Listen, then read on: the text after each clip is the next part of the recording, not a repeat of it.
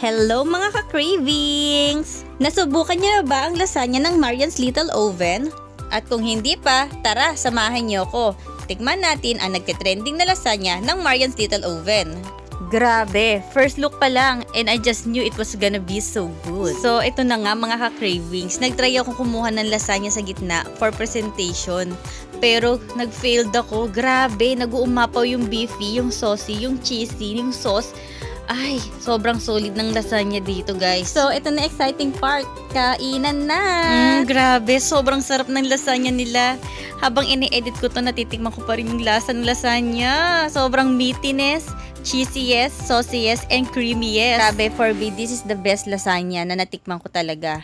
Very meaty, cheesy, saucy, creamy, and very flavorful in every bite. Masasabi ko talagang homemade lasagna is better than any restaurant version. Iba talaga pag sinabing homemade. Dahil hindi tinipid at lalo pa nilang pinapasarap. Talagang babalikan mo at hahanap-hanapin mo ang lasa ng lasagna na gusto mo. O siya, alam ko natatakam ka na. Balak ko pa maglagay ng hot sauce dyan for spiciness. So, I highly recommended to check them out. Meron din silang mga cookies for dessert. At subukan ang kanilang nagtitrending na lasagna. Thank you for watching! Follow them!